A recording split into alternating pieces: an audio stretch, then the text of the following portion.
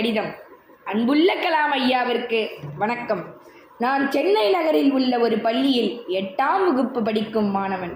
ஐயா, நான் 3ஆம் வகுப்பு படிக்கும்போது உங்கள் பிறந்த நாள் முன்னிட்டு அப்துல் கலாம் லட்சிய இந்தியா இயக்கம் நடத்திய பேச்சு போட்டியில் கலந்து கொண்டேன். அப்போது எனக்கு உங்களை பற்றி என் அம்மா சொல்லிக் கொடுத்தாங்க.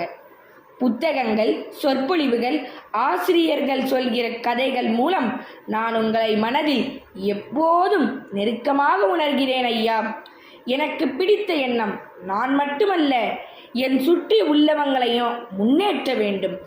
என் வாழ்க்கையில் என்னால் கிடைக்கிற நல்ல விஷயங்களை பிறருக்கு பகிர்ந்து கொடுக்கணும். ஏனென்றால் தனியாக முன்னேறினால் அது வெற்றியின் பாதிதான், எல்லோரும் முன்னேறினால்தான் முழு வெற்றி. என்னோட இன்னொரு எண்ணம் சுற்றுச்சூழலை பாதுகாக்கும் பழக்கம் வளர்த்தல்.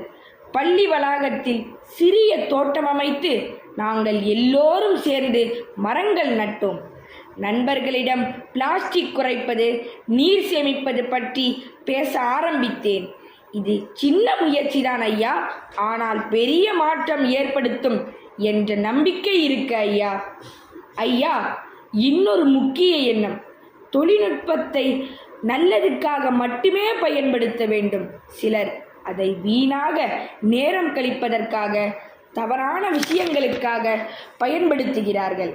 நான் என் நண்பர்களுடன் சேர்ந்து டெக் ஃபார் குட் என்ற ஒரு சிறிய குழுவை உருவாக்கி அதில் அறிவியல் சோதனைகள், கல்வி, விளையாட்டுக்கள், ஆராய்ச்சி வேலைகள் செய்வதற்கு முயற்சி செய்கிறோம் ஐயா.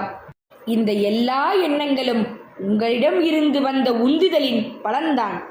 உங்கள் புத்தகங்களில் படித்த கதைகள், உங்கள் உரைகளில் கேட்ட வார்த்தைகள் எனக்கு புதிய திசை காட்டியது ஐயா.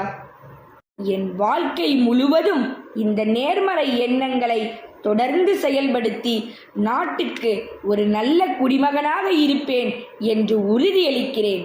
நீங்கள் எங்களுக்கு விதைத்த சிந்தனை விதைகள் நிச்சயமாக நாளைய இந்தியாவை மலரச் செய்யும் என்று நம்புகிறேன் ஐயா.